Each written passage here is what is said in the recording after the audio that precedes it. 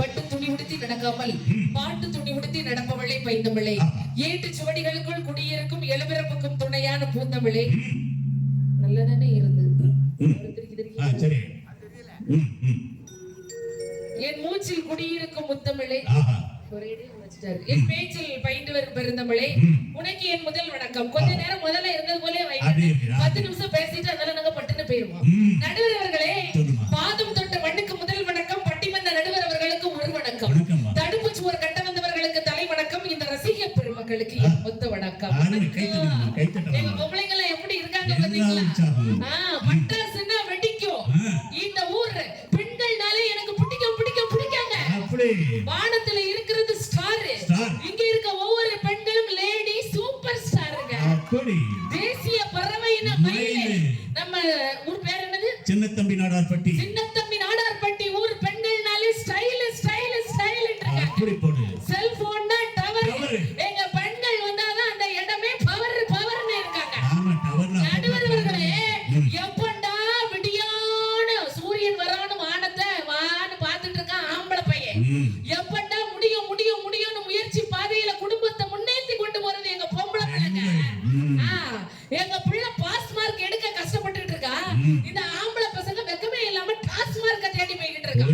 எங்க பெண்களை எல்லாம் அடக்கி ஒடுக்கி அடக்கி வச்சது அந்த காலம். நாங்க ஒலிம்பிக்ல போய் பதக்கத்தை வாங்கி நிமிர்ந்து நிக்கிறோம் பாத்தீங்களா? அதுதான் இந்த காலம்.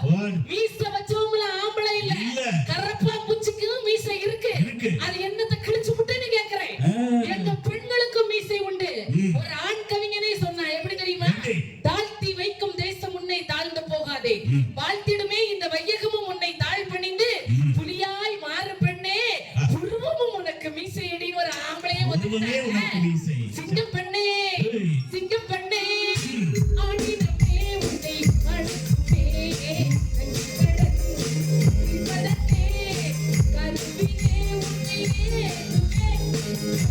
அப்படிப்பட்ட சிங்கம் பெண்கள் இருக்கக்கூடிய இந்த ஊர்ல வந்து நின்னுக்கிட்டு இவ்வளவு நேரம் என்ன ஆட்ட ஆட்டிட்டு போயிருக்கீங்களா? ஆமா, ஆனா இங்க நல்ல கண்ணியமான ஆடியன்ஸுங்க. 2 நாளைக்கு முன்னால திருநெல்வேலி பக்கம் நான் பட்டிமன்றத்துக்கு போயிருந்தேங்க. இங்க இருந்துட்டு ஆரம்பிச்சேன். பெரியவர்களே அப்படின்னு முன்னால இருந்துட்டு ஒரு ஆம்பளை பெரியவர்களே அப்படின்னு, தாய்மார்களே அப்படின்னு தாய்மார்களே, மேலும் இந்த விழாவை ரசித்துக் கொண்டிருக்கின்ற ரசிக உள்ளங்களே அப்படின்னு. இவ்வளவு நீளமா சொன்னா நான் எப்படி சொல்றேன்? எனக்கு கோவம் வந்துட்டு பாத்துக்கோங்க. நான் உடனே சொன்னேன், இந்த ஆளை தூக்கி கொஞ்சம் அப்புறப்படுத்துங்க அப்படின்னு. உடனே பக்கத்துல இருந்தவரு, அவனா அப்புறப்படுத்த முடியாது, ஏன்னா உனக்கு துட்டு தரது அவனுக்கு. காவல்துறை அன்பர்கள், இந்த மதுப்பிரியர்கள், அவர் பட்டம் அந்த பிரியர்களை சமாளிக்க என்ன கஷ்டப்படுறாங்க தெரியுமா? டேய் லைட்டா போட்டுட்டு ஓட்டுடா அப்படின்னா, சார் லைட்டா போட்டுட்டு குடிச்சுக்கிட்டு என்ன ஆட்ட ஆடுறாங்க. நினைச்சு பாரு நினைச்சு பாரு நினைச்சு பாரு.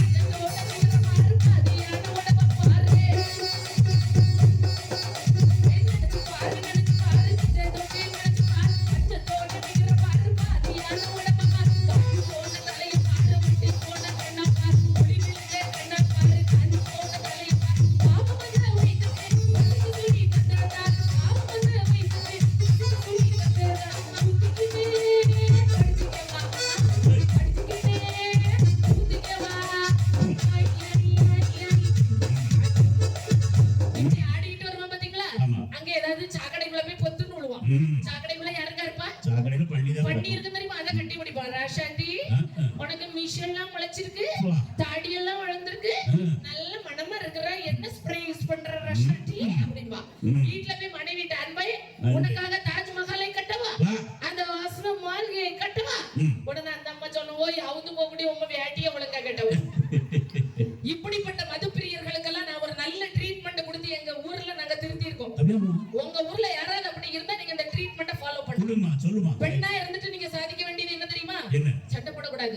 ரோட்ல உளுந்து கிடந்தாருன்னா, வாருங்கள் மதுப்பிரியரே வாருங்கள், வந்து உங்கள் ஆசனத்தில் அமருங்கள் அப்படின்னு வீட்டுக்குள்ள கொண்டு இருத்தி வச்சிருந்தாக்கா, கதவு ஜன்னல் எல்லாம் பூட்டிடணும். வீடு கழுவி விடுவோம் தெரியுமா? அப்ப அந்த மடை வச்சிருப்போம், அதை வர அடைச்சிடணும். யாராவது மாதிரி வீடியோ எடுத்து விவகாரம் ஆக்கிடுவாங்க. கதவு ஜன்னல்லாம் பூட்டிடணும். டிவி வால்யூம் கூட்டி வை. நம்ம வீட்டுல சமையல் கட்டல யூஸ் பண்ணுவோம்ல, பூரி கட்ட, உருட்டு கட்ட, தொடப்ப கட்ட எல்லாம் கையில எடுத்துட்டு குடிப்பியாடா குடிப்பியாடா குடிப்பியாடா அடிக்கணுங்க.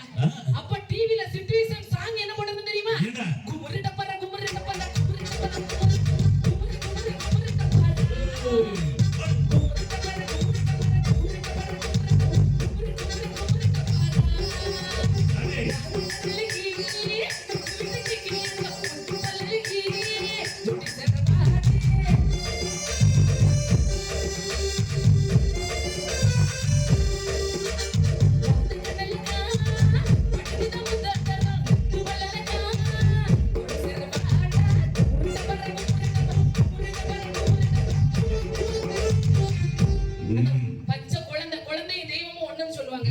அது கை தட்டுது பாத்தீங்களா? அந்த வாக்கு நீங்க பொண்ணான வாக்கா ஏற்றுக்கொள்ளுங்க நடுவர் அவர்களே. வேற ஒண்ணே இல்ல. வந்தோடனே ரொம்ப பேசினாரு. இந்த லைட்டை கண்டுபிடிச்சது யாரு?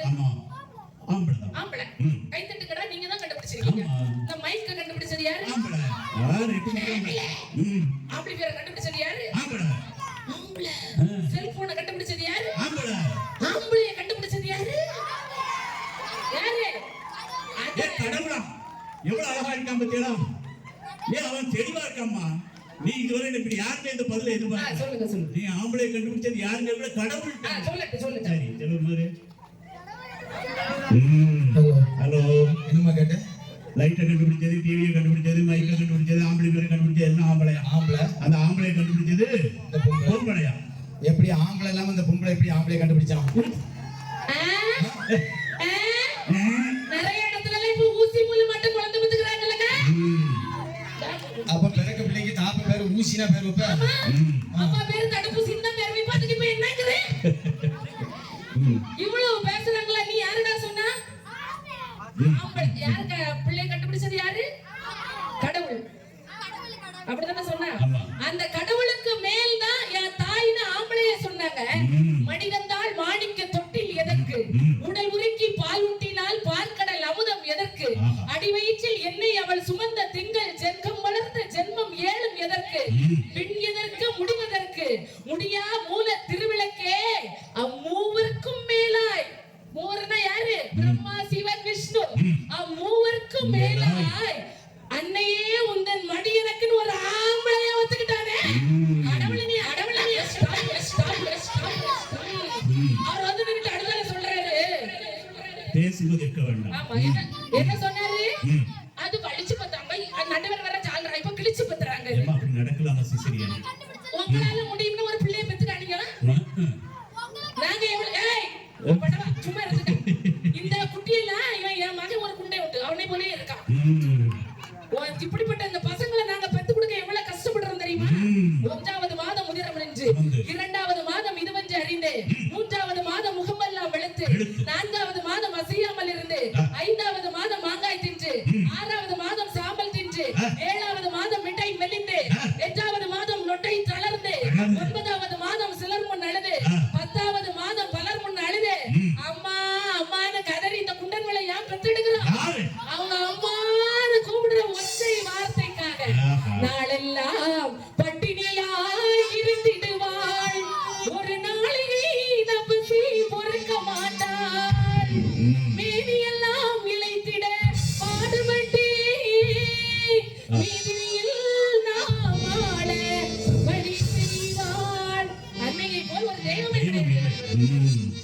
ஆமா, நாங்கெல்லாம் திருமணம் முடிச்சு வர்றதுக்கு முன்னால வீட்டுல இந்த ஆட்களுக்கு பேர் என்னது? உனக்கு என்ன பொண்ணு வரல தெரியுமா?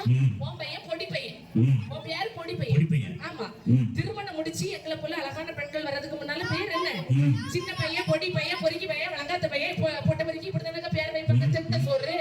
ஆனா திருமணம் முடிஞ்சு என்ன போல ஒரு அழகான பொண்ணு அப்படியே வலது கால் எடுத்து வச்சு சாரி வலது கால் எடுத்து வச்சு வந்தாதான் உங்களுக்கு பேர் என்ன? ஆண்களுக்கு புருஷர், கணவர், கொண்டவர். இத்தனை ஒரு பொண்ணு வரணும் தம்பி. ஆனா நம்ம வலது கால் எடுத்து வச்சு போறோம்ல, நமக்கு தமிழன் அப்பவே எத்தனை பேர் வச்சிருக்கான்னு தெரியுமா? துணைவி, கடகி, கண்ணாட்டி, கற்பால், காந்தை, வீட்டுக்காரி, கிருகம், கிளத்தி, குடுமினி, பெருமாட்டி, பாரியாள், பொருளாள், இல்லத்தரசி, பதுகை, வாழ்க்கை, வேட்டாள், விருந்தனை, புவி, சாணி, சீமாட்டி, சூரியை, சயோகை, தம்பிராட்டி, தம்மை, தலைமகள், தாட்டி, தாரம், நாச்சி, பறவை, பண்டை, இல்லால், மணவாளி, பத்தினி, கோமகள், தலைவி, அன்பி, இயமானி, ஆட்டி, அகமடையாள், ஆம்படையாள், குலி, வல்லவி, வீட்டாள். இத்தனை பேரை நமக்கு ஆனா என் வீட்டுக்காரு என் புருஷன் எனக்கு என்ன பேர் வச்சிருக்காரு தெரியுமா? வைஃப்.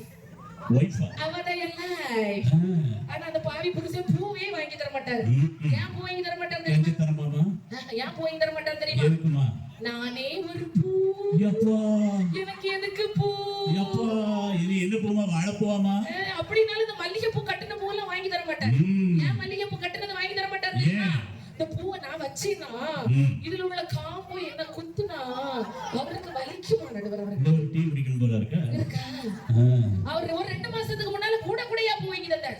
ஒரு கூட நிறைய சாமந்தி பூ, ஒரு கூட நிறைய அரளி பூ. இதெல்லாம் எந்த கொண்டையில வைக்க முடியுங்க? நான் சொன்னேன் இதெல்லாம் கோயில சாமிக்கு தானே வைப்பாங்க. என் சாமியே நீதான் பாரதி. உங்களுக்கு உலக அழகினா யார் ஞாபகம் வரும்? ஐஸ்வர்யா ராய் தான். அவளுக்கு ஏன் தெரியுமா அந்த பட்டம் கிடைச்சு? ஏமா? அப்ப நடந்த அந்த போட்டியில இந்த பாரதி கலந்துக்கிறா. வாங்கிருப்பாளா பட்டத்தை? என்ன பாருங்கக்கா, இயற்கை அழகி. தாத்தா என் கண்ணை லுக் பண்ணுங்க பாருங்க. அவரே பஜாமா உட்கார்ந்துட்டு I like you தாத்தா. அவர் ஒரு ரசிகமே இல்லாம இருக்காரு. என் கண்ணுல நான் மையே போடல. ஏமா? ஏன் மை போடல? ஏன் முகத்தை கழுவுனாலும் பாரதி இப்படிதான் இருப்பா. பையே போடலையா? கண்ணுல ஏன் மை போடல? ஏன்? என் கண்ணுக்குள்ள யார் இருக்கா? யாரு? என் கணவர் இருக்கிறோம். ஏம்மா? ஏன் கடையில செல்லுமா ரெண்டு கிளம்பிட்டேன் 10 நிமிஷத்துல முடிக்கணும். கல்யாணத்துக்கு முன்னால எல்லாம் காபி சுட சுட குடிப்பேன். இப்ப ஆத்தி ஆத்தி குடிக்கிறேன். ஏன்? என் நெஞ்சுக்குள்ள என் வீட்டுக்காரர் இருக்கா? ஏம்மா நாளைக்கு ஒரு இடமே கிடைக்கலையா பாய்?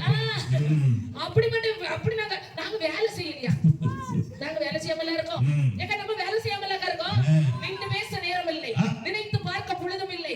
ஓட்டமே கால்களுக்கு செருப்பு, மறதியே நினைவுகளுக்கு மருந்து. காபிக்கு கத்தும் கணவன், சீருடை காணவில்லை என்ற அழும் குழந்தைகள், வேளா வேளைக்கு மருந்து மாத்திரை எடுத்து கொடுக்க வேண்டிய மாமனார் மாமியா, அடுப்பில் கொதிக்கும் பருப்பு, அசந்தால் பொங்கும் பால். இப்படிப்பட்ட பரபரப்பான சூழலோடு எனக்கு நம்ம காலை பொழுதுகளை கை தட்டலாம். 4 மணிக்கு எழும்புவேன் நடுவர்களே. நான் 4 மணிக்கு எழும்புவேன். எழும்பி என் வீட்டுக்காரரை எழுப்பி விட்டுட்டு நான் படுத்துடுவேன். அவர் வந்து சொன்னாரு, அது நாங்க வேலை செய்யறோம். செஞ்சா என்ன? காலையில டீச்சர் வேலை, நைட்டு பட்டிமன்றத்துல பேச்சாளர். நம்ம வீட்டு வேலையை சமமா பண்ணிட்டேன் நடுவர்களே. தப்பு இல்லல்ல? உண்மையாவே இப்ப ஆடி தள்ளுபடி அதிரடி தள்ளுபடி சொன்னீங்கல்ல, எனக்கு வீட்லயும் ஆடி தள்ளுபடியில ஒரு பேப்பர்ல நியூஸ் வந்துருது. 5000 ரூபாய் பட்டுப்படவே 2000 ரூபாய்க்கு எடுக்கப்படுகிறது. அதை கொண்டு கொடுத்தேன். அவர் உடனே அதை படிச்சு பார்த்துட்டு பாரதி ஒரு 6வது பக்கம் முக்கிய செய்தி வந்திருக்கு, நீ பாரடினாரு. என்ன செய்தி தெரியுமா?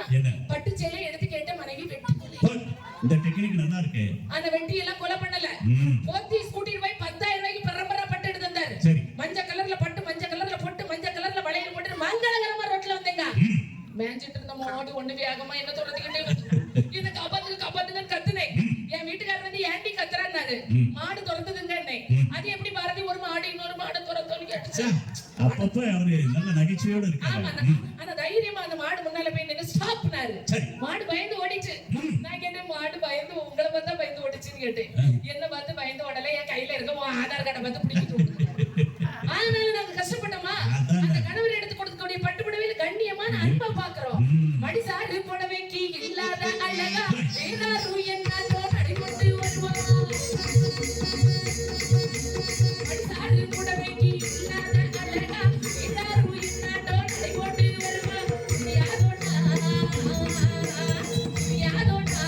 தெரியாதோடா கைசினியோ நேக்கு பசியோ பண்ணட்டுமா வாங்கோடா இவ்வளவு பேசுறாங்கல்ல. எனக்கெல்லாம் ஒரு புது ஸ்கூட்டி எடுத்து வந்திருக்காரு. அந்த ஸ்கூட்டில ஏறி இருந்துட்டு நான் ஸ்டார்ட் பண்ணேன். வண்டி ஸ்டார்ட் ஆகல. பழைய வண்டி எடுத்து வந்துட்டாரு. எப்படி ஸ்டார்ட் பண்ணணும்னு கேட்டேன். வாங்கி ஒரு மிதி ஸ்டார்ட் ஆயிரும்னாரு. என்ன சொன்னாருங்க? வாங்கி ஒரு மிதி மிதிக்க சொன்னாரு. நானும் வாங்கி ஒரு மிதிச்சேங்க, வண்டி ஸ்டார்ட் ஆகல. என் புருஷன் அம்மே ஒழுங்கா சொல்லிருக்கணும்ல. நான் தெரியாம அவரை மிதிச்சு. அவர் வண்டியை மிதின்னு சொல்லி அதுவரை சொல்லப்பட சபையில போய் மன்னிப்பெல்லாம் கேட்டேன். அப்புறம் அவர் அந்த வண்டியை ஸ்டார்ட் பண்ணி தந்தாரு. அந்த வண்டி அழகான ஓட்டிட்டே போன பாத்தீங்களா? ஒரு ஸ்பீட் பிரேக்கர்ல ஏறி 10 கிலோ விழுந்துட்டு என் வீட்டுக்காரர் ஓடி வந்து தூக்கிட்டாருங்க. கை தட்டிடுங்க. என்ன இல்லக்கா வண்டியை தூக்கினாரு. ரத்த வெள்ளத்தோடு ஏறி அந்த வண்டியில ஏறி இருந்துட்டு நான் போயிட்டே இருக்கிறேன். அப்ப பார்த்து எங்க பக்கத்துல செக்கிங் நடக்குது. யார் ஹெல்மெட் போட்டுட்டு வரல, யாரு லைசென்ஸ் கொண்டு வரலன்னு. இத பார்த்த உடனே என் புருஷன் கீழே இறங்கடி அப்படின்னாரு. என் உங்ககிட்ட தான் எல்லாம் இருக்கலாம், நீங்க இறங்கணும், எனக்கு ரத்தம் வருதுங்க அப்படின்னு. உன்னை பின்னால வச்சு கூட்டிட்டு போனா அங்க இருக்கவங்க எல்லாம் நினைப்பாங்க, இந்த 85 கிலோ சந்தன கட்டையை இவன் எங்க கடத்திக்கிட்டு போறான். நானே இறங்கிட்டேன் கீழே. எப்படி இருக்கு தெரியுமா? உண்டான காயம் எல்லாம் தன்னாலே யாரி போட்ட மாயம் பொன்னாடி எந்த காயமான போதும் என்னை தாங்கி கொள்ளும் இந்த தேகி தாங்காது இந்த காலையில சொல்லாமல் நேரம் இல்லல. அடுத்த வருஷம் வந்து பாடுறேன். அடுத்த வருஷம் நிறைய பாடுறேன். நடுவர் அவர்களே, உண்மையா நடுவர் அவர்களே, இந்த கார்த்திகை மாசம்ல மாலை போடுறது யாரு? அவளையா பொம்பளையா? அதுக்கு நான் உங்களை தீர்ப்பு கொடுத்துருவீங்களா? முடியாதுல்ல. அவங்க மாலை போட்டு வீட்டுல வந்துதான் இருப்பாங்க. ஆனா அவங்களுக்கு பதிபக்தியோட விரதம் இருக்கிறது யாரு நடுவர் அவர்களே? எங்க பெண்கள் தான் நடுவர் அவர்களே இருப்பாங்க. சாதத்தோடு பக்தி சேர்ந்தால்தான் பிரசாதம், கண்ணீரோடு பக்தி சேருகின்ற பொழுதுதான் தீர்த்தம், பூவோடு பக்தி சேருகின்ற பொழுதுதான் அது மாலை, ஒரு இசையோடு பக்தி சேருகின்ற பொழுதுதான் அது கீர்த்தனை, ஒரு குடும்பத்தோடு பக்தி சேருகின்ற பொழுதுதான் அந்த குடும்பம் கோயிலாக அதை ஆக்குறது எங்க பொம்பளைங்க. ஒரு கணவனின் மகிழ்ச்சி என்பது அவன் மனைவியின் வார்த்தைகளில் இருக்கிறது. ஒரு கணவனின் ஆரோக்கியம் என்பது அவன் மனைவியின் கைகளில் இருக்கிறது. ஒரு கணவனின் ஆயுள் என்பது அவன் மனைவியின் அரவணைப்பில் இருக்கிறது.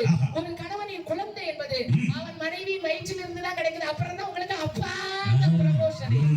இப்படியாக பெற்றோரை சிந்தையில் சுமந்து, கணவனை இதயத்தில் சுமந்து, அவர் கட்டிய தாலியை கழுத்தில் சுமந்து, ஒட்டுமொத்த குடும்ப பாரத்தையே தலையில சுமக்கிறது எங்க பெண்களே பெண்களே பெண்களே என்று வாய்ப்பிற்கு நன்றி பாராட்டி எனது உரையை நிறைசி தினம் தருகிறது.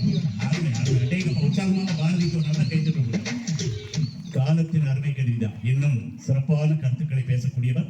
அற்புதமாக நமக்கு நேரம் இடமில்லாததால அடுத்த வருடங்கள் நிறைய பேசுவோம் என்று சொல்லி அருள்மிகு சின்னத்தம்பி நாடார்பட்டி அருள்மிகு ஸ்ரீ சுடலைமாரசாமி திருக்கோவில் கொடைவிழாவை சிறப்பாக நடத்தி இந்த நல்ல வாய்ப்பை கொடுத்து இதுகாரம் எங்க வேண்டாம்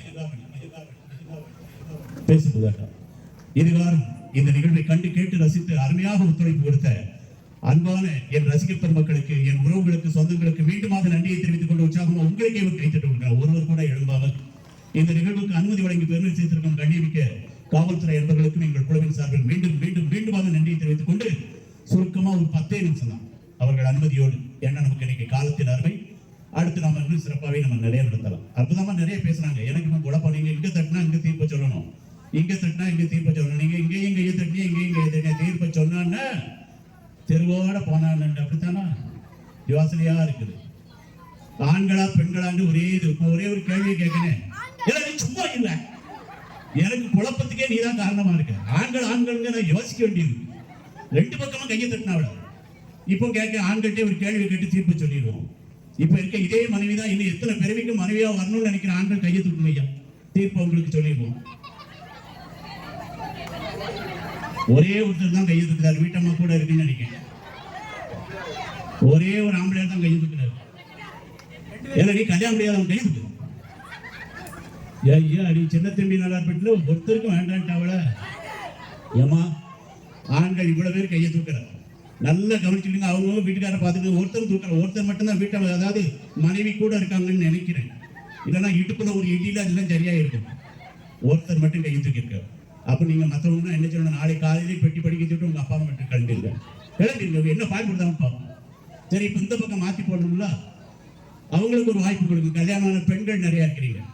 இதே சொட்டத்தலையன் தான் இவனை கேட்டு கேட்டு எனக்கும் ஆய்வோட இருக்கும். இதே புருஷன் தான் இங்க 7 பிறவிக்கு புருஷனா வரணும்னு நினைக்க பெண்கள் கையை தூக்கணுமா? அப்பா நிறைய தான் இருக்கு ஓட்டு. இப்ப எனக்கு தான் குழப்பம் அதிகமாயிடும். பரவாயில்ல, ஆனா அந்த கையை தூக்கினவங்கன்னா எதுக்கு தூக்கினவன்னு எனக்கு தெரியும். அவர் வீட்டுக்காரர் நல்லா சோறு பொங்குவார் இல்லையா, அவர் நல்லா குழம்பு வைப்பார், நல்ல இட்லி. சும்மா தூக்கிருக்காங்களா? இவங்க கூட விட மாட்டாம இருக்க, சும்மா தூக்கிருக்காங்களா? சரிம்மா, ஒரு முடிவுக்கு வந்துருவோம். இந்த பையட்டை ஒரு கேள்வி கேட்போம். தங்கம் இவ்வளவு நேரம் சொன்னா இப்ப நான் உன்கிட்ட தான் கேள்வி பதில் சொல்லணும். 1 கிலோ இரும்பு படி, 1 கிலோ மல்லிகைப்பூ, எது வெயிட்? எதுக்கு அம்மாயை பார்க்க? இப்ப நீ பதில் சொல்லு. இவ்வளவு நேரம் 1 கிலோ இரும்பு படி, 1 கிலோ மல்லிகைப்பூ, எது வெயிட் அதிகம்? நீ சும்மா சொல்லு. இரும்பு படி வெயிட்டா மல்லிகைப்பூ வெயிட்டா? இதான் நம்ம பிள்ளைய வாத்தியார் கேள்வி கேட்டா இரும்பு படியா? அது 1 கிலோ தாங்கடா, மல்லிகைப்பூ 1 கிலோ, இது 1 கிலோ சமமா? அன்னைக்கு ஒரு பையன் வாத்தியார் கேட்டோன்னு இப்படிதான் சொன்னாரு, விட்டார் மாத்தலாம். அன்னைக்கு ஒரு பையன் வாத்தியார் கேள்வி கேட்டோன்னு இரும்பு படின்னு உடனே சொன்னான். வாத்தியார் அவனுக்கு கிடையாது, மல்லிகைப்பூ 1 கிலோ தானே, குழப்பிக்கிட்டே இருந்தார். இவன் பார்த்தான், சர்வாய் நீங்க இருங்க செயல்முறையா உங்களுக்கு கிடைக்கிறது 3ஆவது மாதிரி போயிட்டான். முதல்ல வாத்தியார் தலையில மல்லிகைப்பூ போட்டான், மனமா இருந்துச்சு. 2வது 1 கிலோ இரும்பு படியை தூக்கி போட்டான். வாத்தியார் மண்டை உடைஞ்சு ஆஸ்பத்திரி நடக்கிறார். இவன் சொன்னது பதில் கரெக்ட். அதிகாரி அவர்களுக்கும் எங்கள் குழுவின் சார்பில் மீண்டும் உற்சாகம் ஒரு கைத்தட்டு கொடுங்க. கைத்தட்டு. நம்ம தீர்ப்பு சொல்லி முடிச்சிடும். ஏன்னா அவங்க கொடுத்த அனுமதிங்கிறத நம்ம முறையா பயன்படுத்தணும். காலத்தின் அருமை கருதி சரியா சொல்லிட்டாங்க. இன்னும் அந்த டைம் தான் அழகா சொன்னாங்க. அவன் சொன்ன மாதிரி இரும்பு படி, எதுல அழுத்தம் அதிகமோ அங்குதான் நம்ம தீர்ப்பு சொல்லணும். வேற ஒன்றும் இல்லைங்க. குடும்பத்தில் மிக மிக முக்கியம் என்பது நகை நட்டு பட்டு தொட்டு அல்ல. வெட்டு கொடுத்தவர்கள் கெட்டு போனதில்லை, கெட்டு போபவர்கள் வெட்டு கொடுப்பதில்லை சொன்ன நிறைய குடும்பத்துல இந்த நகை நட்டு பட்டு இதனாலதான் பிரச்சனையே வருது. ஒருத்தருக்கு ஒருத்தர் நீயா நானாங்கிறத விட நீயும் நானும் என்று வாழ்ந்தால் நம்ம குடும்பத்தின் மகிழ்ச்சி. அதை கூட பாடல் மூலமாக அழகாக கவிஞர் சொன்னான். தென்னையிடும் கீற்றினிலே தென்னையிடும் கீற்றினிலே நாடும் என்னை சாய்த்துவிடும் புயலாக மறுபொழுது என்னை சாய்த்துவிடும் புயலாக தென்னமரம் விட்டு கொடுக்காம நிமிர்ந்து நிற்கும். தென்றல் காற்று அடிக்கும் போது அப்படியே அசைஞ்சு கொடுக்கும். அதே தென்றல் புயலா வரும்போது சட்டக்கண்டு ஒடிஞ்சு விடுது. ஏன்னா வெட்டு கொடுக்காதவர்கள் அங்க கதை முடிஞ்சிடும். அரசு வழியில போட்டான் பாருங்க. ஆத்தங்கரை மேட்டினிலே ஆடிக்கும் நாடுறது ஆத்தங்கரை மேட்டினிலே ஆடிக்கும் நாடுறது ஆற்றடித்தால் சாய்வதில்லை கணிதவனும் கேட்பதில்லை ஆற்றடித்தால் சாய்வதில்லை கணிதவனும் கேட்பதில்லை அமைதியான நதியினிலே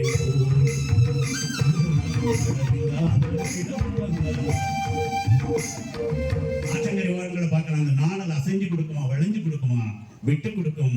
வெள்ளம் இல்லாமல் இருக்கும் போதும் அதை ஒன்றும் செய்யாது. அதை மூழ்கடித்து வெள்ளம் சென்றாலும் அந்த வெள்ளம் வற்றிய பின் அப்படியே இருக்கும்.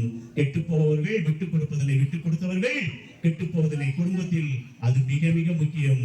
அந்த பணிகள் குடும்பத்தில் ரொம்ப அவசியங்க. வேற ஒண்ணும் இல்லைங்க. உத்தியோகம் புருஷ லட்சணம். திரைகடல் ஓடியும் திரவியம் தேடுன்னு அழகா சொன்னாங்க. உள்ளூர் வெளியூர் வெளிநாட்டுல கூட வேலை பார்க்கிறது அந்த ஆண்மகன். உண்மைதானமா? அங்க என்ன வேலை பார்க்கிறான், எவ்வளவு சிரமப்படுகிறான் என்பது இந்த பெண்களுக்கு தெரியுமா என்ன தெரியவில்லை. அவ்வளவு சிரமங்கள் இருக்கு. இவ்வளவு எதுக்குங்க?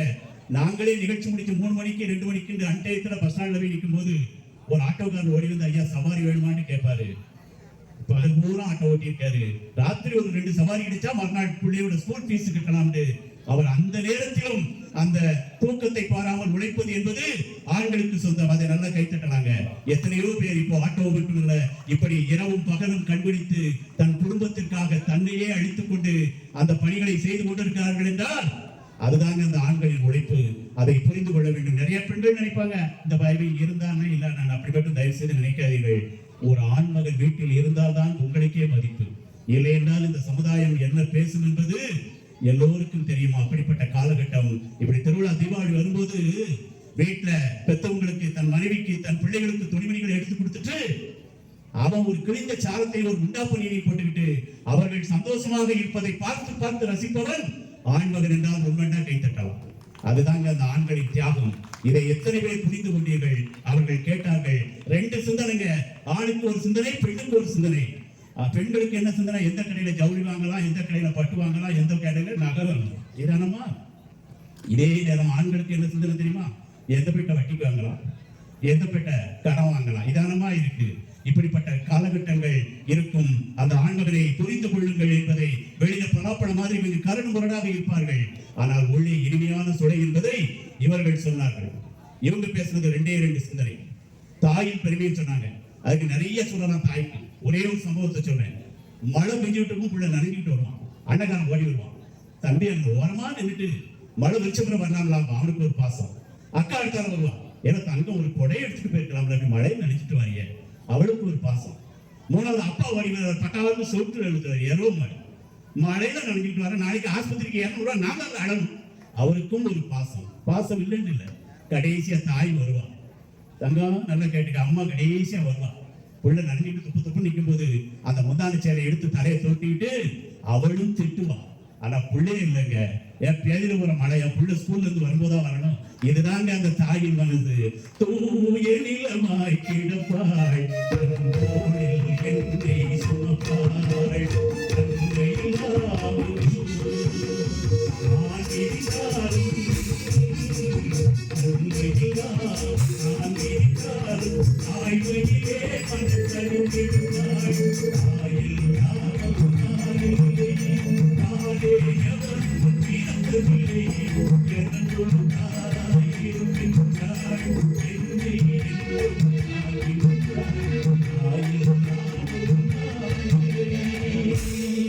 எவ்வளவு அழகா சொன்னாங்க.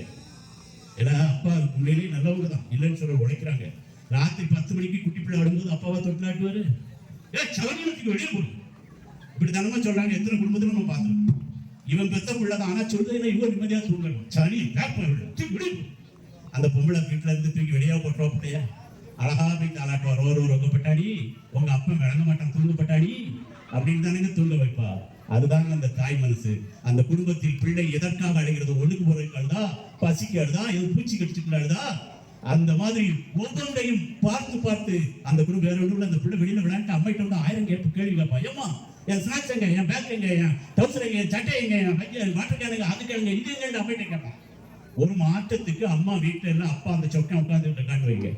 என் ஒளி வருமா எப்பா அம்மாவை இருக்க இதானமா கேள்வி. அதிலே கதை முடிஞ்சு போச்சு. அப்படியே அந்த குடும்பத்தில் நிர்வாகம் என்பது அத்துணை அற்புதமாக மனைவி என்ற இடம் அடுத்து தாய்க்கு பின் தாரம் என்று சொல்வார்கள். தாய் பாசத்தை காட்டுவார், தாரம் கொஞ்சம் கண்டிப்பேன். அம்மா ஒழுங்கா வளர்க்கணும்னா பொட்டாட்டி தான் நாலு அடி அடிக்கணும். அடிங்க தப்பு இல்லை, வீட்டுக்குள்ள போட்டு அடிங்கம்மா, வெளியே போட்டு அடிச்சு கேவலப்படுத்திக்காதீங்க. அதே ஒரு சம்பவம், கல்யாண வீடு இருக்கு, அங்க அம்மாவும் மனைவியும் உட்கார்ந்துருக்காங்க.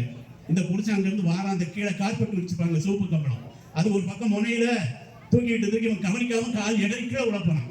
அங்க இருந்து அம்மா சொல்றா, எம்மா தங்கம், 50 வயசுனால அவன் மகன் வந்து அவனுக்கு தங்கம் தான், புள்ள தானே, தங்கம் பார்த்து வரக்கூடாது ஐயா. இது தாய் பாசம். பொண்டாட்டி இப்படி கவனிச்சுக்கிட்டே இருப்பா, நல்லா கவனிச்சு பாருங்க. கிட்ட வந்துகிட்டு இருந்தாலும் இப்படியே பாப்பாரா, ஒரு வார்த்தை சொல்லுவோம், தொப்புற விழுந்தோம்னா 4 பல்லு போயிருக்கும் அவனுக்கு. மகனே நீ சொல்லலாம், தப்பு இல்லம்மா. தாய் வந்து பாசம், மனைவி என்பவள் அதுவும் பாசமான ஒரு கண்டிப்பு தான். அதுதான் தாய்க்கு பின் தாரம் என்று சொல்வார்கள். பெண்கள் வீட்டில் சரியாக இல்லை என்றால் ஆண்கள் தலையிலிருந்து நடக்க முடியாது. எவ்வளவுதான் விழாவை எடுத்துக்கொண்டு எவ்வளவுதான் சிறப்புகளை அந்த ஆண்கள் செஞ்சாலும் வீட்டுல மனைவி சரியில்லைன்னா எல்லாம் போச்சுங்க. அன்பான மனைவி வீட்டில் இருந்தால் சொத்து தேவையில்லை, பெரிய பெரிய கார் பங்களா என்று தேவையில்லை. ஆடிக்காரில் வாழ்வதல்ல வாழ்க்கை, ஆஸ்பத்திரிக்கு போகாமல் வாழ்வதுதான் வாழ்க்கை.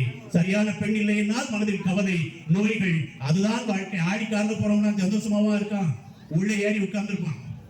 புருஷக்காரன் அந்த ஜன்னலை பார்த்துக்கிட்டு இருப்பான், பொண்டாட்டி இங்க பார்த்துக்கிட்டு இருப்பான். டிரைவர் ஓட்டுதவன் நினைப்பான், லூசு பையன் 50 லட்சம் ரூபாய் கார்ல ஆளுக்கு ஒரு திசையா உட்கார்ந்துட்டு உங்களுக்கு என்ன காரு. ஆனால் அந்த அன்பான மனைவி இருக்கும் போது எல்லாம் நமக்கு கிடைத்தது போல.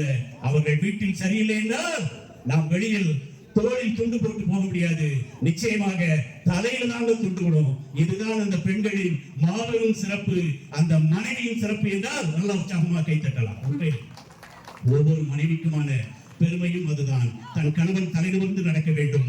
சைக்கிளில் போபவன் பைக் வாங்கணும், பைக்ல போற புருஷன் கார்ல போகணும், கார்ல போற புருஷன் ஏரோப்ளைன்ல போகணும், ஏரோப்ளைன்ல போற ஒரே மேல போகணும்னு நினைக்க மாட்டான். இன்னும் பல வசதிகள் சிறப்புகளோடு என் கணவன் சிறப்பாக வாழ வேண்டும் என்று அற்புதமாக அவனுக்காக அனைத்தையும் தருபவள். என்னை அவளிடத்தில் தருகிறேன், அவள் என்னையே கிளப்பி மறைக்கிறாள், என்னும் அவள் எங்கள் வீட்டு திருமகளாவாள். அந்த இனிய மகள் எனது தாய்க்கு மருமகளாவாள். பெண்களுக்கு இந்த ஒரு சிறப்பு இருக்குமா? நல்லவேளை நாங்கெல்லாம் படிச்சுக்கிட்டு இருக்கோம். இன்ஃபுளுன்ஸ் பவர் உண்டு. இந்த ஆம்பளைய வீட்டுல சொல்லுவான் தெரியுமா, ஒரு அடி அடிச்செல்லாம் 10 அடி தூரத்துக்கு இந்த ஒரே செய்தி தான். 10 அடி உள்ள ஆம்பளை தீத்துவான். ஏன்னா அவனுக்கு பவர், உடம்புல பவர் இருக்கு. அந்த பொம்பளை அப்படி சொல்ல மாட்டாளாம். நீ அடிச்சாத்தானே நான் போய் விடுவேன், நீ அடிச்சாத்தானே நான் போய் விடுவேன், நான் நினைச்சாலே அவனை நீ காரி. இதானுங்க உங்க பவர். இதுதான் இன்ஃபுளுன்ஸ் பவர் என்று சொல்வார்கள். அப்பேற்பட்ட அத்தனை சக்தியோடு இருந்தாலும் இந்த ஆண்மகனை தாங்கி, குழந்தைகளை தாங்கி, வீட்டை தாங்கி எல்லாமாக இருப்பவள் இந்த பெண். ஒரு பிரச்சனை வந்தாலும் முதல் படி கீழே இருக்கிறதும் பொம்பளை தாங்க, இல்லையா? ஒரு பாட்டுல உண்டுங்க, அந்த கணவன் மனைவி பிள்ளை வச்சு சண்டை போடுவாங்க. அதோட செய்தியை முடிச்சிடுறேன். அழகா சொல்லுவாங்க, வளர்ந்த கதை மறந்து விட்டால் கேளடாக்கனான்னு ஒரு பாட்டு வரும். தினம் தினம் ஏன் கோபம் கொண்டால் கேளடாக்கனா, அவள் தேவை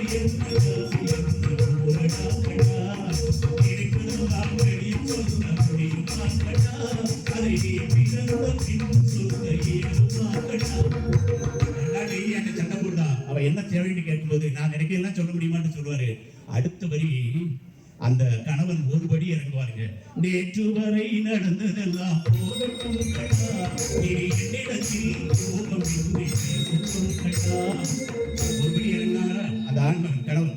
நேற்று வரைக்கும் நடந்து போட்டு நான் என் கோபம்லாம் பேசணும்னா இந்த பொம்பளை பிள்ளை இறங்கும் பாருங்க. அவர் இல்லாமல் எனக்கு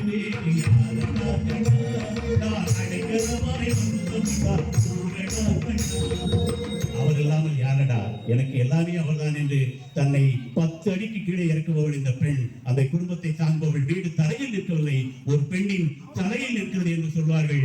இப்பேற்பட்ட ஒரு அற்புதமான அந்த பெண்ணின் அதை விட பெண் மகள் என்ற உறவை பற்றி அருமையா சொன்னாங்க. ஒரு பொம்பளைக்குள்ள வளர வளர அப்பாங்க திருந்துவார்னு சொல்லுவாங்க. அதுதான் அந்த பெண் பிள்ளையின் சிறப்பு. இப்படி எல்லா வடிவங்களிலும் தாயாக, மனைவியாக, சகோதரியாக, மகளாக என்று அந்த குடும்பங்களில் இந்த உறவுகளோடு பெண்கள் வாழ்ந்து கொண்டிருக்கிற காரணத்தினால் இன்று நாம் தலைநிமிர்ந்து வாழ்கிறோம் என்ற காரணத்தினால் குடும்ப பாரத்தை சுமப்பது ஆண்கள் என பல சம்பாத்தியம் எல்லாவற்றிலும் அவர்கள் முன்னிற்கிறார்கள். ஆனால் குடும்ப மகிழ்ச்சி முன்னேற்றம் என்று வரும்போது அது பெண்களால் தான் முடியும் என்ற காரணத்தினால் குடும்ப பாரம் என்பது ஆண்களுக்கு, குடும்பத்தின் மகிழ்ச்சி முன்னேற்றம் என்பது மெஜாரிட்டியாக பெண்களுக்கே பெண்களுக்கே பெண்களாலே என்று கூறி வாய்ப்பளித்து உங்கள் நன்றி வணக்கம். சின்னத்தம்பி நடார்பட்டியில் இந்த அழகான மண்டபம் இதை பார்க்கும்போது ரொம்ப சந்தோஷமா இருக்கு. உங்களுக்கும் இருக்கும். முதல் நிகழ்ச்சி எங்களுடைய சிறப்பான நிகழ்ச்சி இந்த கலையரங்கத்தை சிறப்பாக கட்டி நமது ஊரை சேர்ந்த கீழப்பாவூர் யூனியன் முதல் பெண் சேர்மன் பெருமைக்குரிய திருமதி காவேரி சீனித்துறை அவர்களுக்கு உற்சாகமா ஒரு கைத்தட்டு கொடுக்க பார்ப்போம். எல்லாரும் நல்லா கைத்தட்டலாம். ஊருக்கு உள்ளூருக்கு சிறப்பான ஒரு நினைவாக, அதுவும் எங்க நிகழ்ச்சி முதல் மேடையாக இந்த மேடைக்கு இடம் கொடுத்து உதவிய ஊர் பொதுமக்களுக்கும் எங்கள் குழுவின் சார்பிலும் ஊர் கமிட்டி சார்பிலும் நன்றியையும் வணக்கத்தையும் தெரிவித்த அனைத்து தரப்பினரும் சுடலைமாட நகரால் எல்லா வளங்களும் நீடிய ஆயுளும் நிறை செல்வமும் பெற்று இன்று போல் என்றும் வாழ மகிழ்ச்சியோடு வாழ உங்கள் எல்லோருக்கும் இந்த சுடலைமாட சாமிதாமே வரமருள வேண்டி அற்புதமாக இந்த நிகழ்ச்சி ஒத்துழைப்பு கொடுத்த எல்லோருக்கும் வேண்டுமாக நன்றி கூறி வருகிறோம். நன்றி, வணக்கம்.